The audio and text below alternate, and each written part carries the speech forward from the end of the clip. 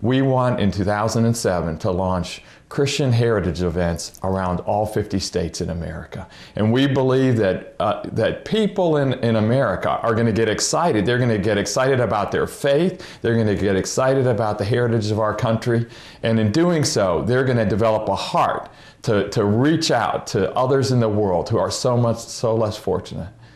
So, what has been your greatest blessing in writing this book, Virginia?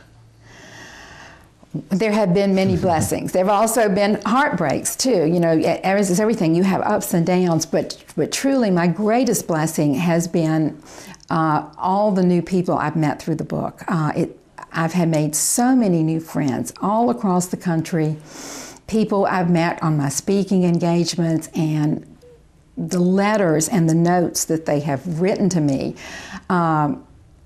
Just to give you an example, I got an email from a high school senior in Indiana, a young lady who said, "This is the best book I've ever read. Thank you for writing this book." And that just, I get so excited when I think I've reached a young person. And then I heard from a father in Florida who said, "Thank you for awakening a passion for history in my daughter. That I'm making them want to reach out and know more and learn more." Then the elderly, from one extreme to the other. My readers, I'm finding it, I'm amazed. They've been split almost 50-50 between the genders.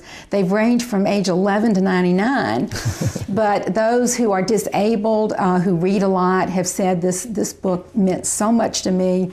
One lady who's confined to a wheelchair wrote me that how much it touched her, and she said, "And I especially want to thank you for not taking the Lord's name in vain anywhere in this book." Well, that just touched my heart.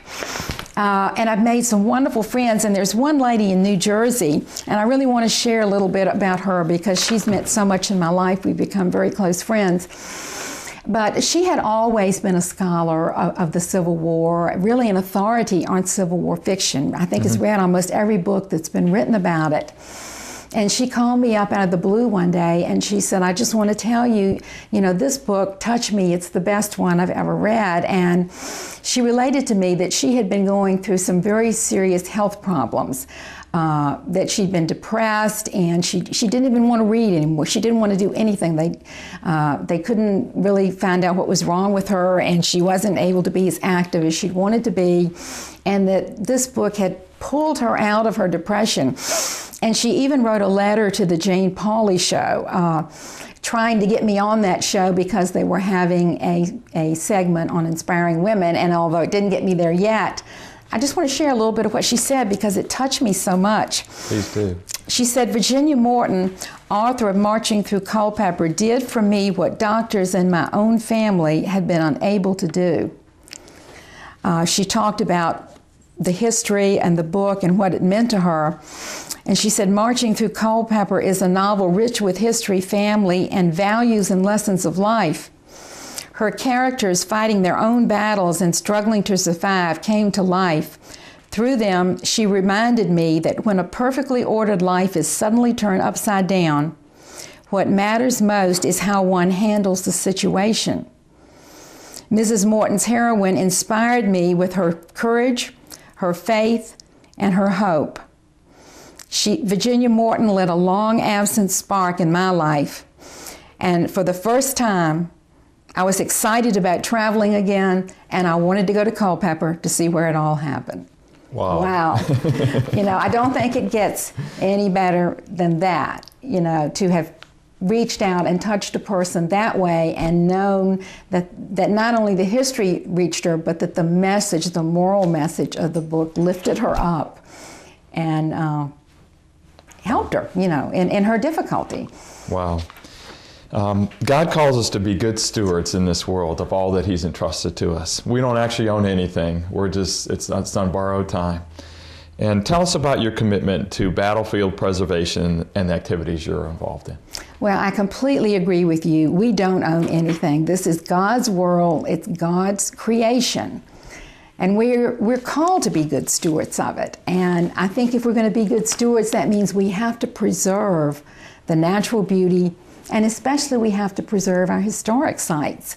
Culpeper is being built up in a blinding fashion right now at a speed that's very alarming to us.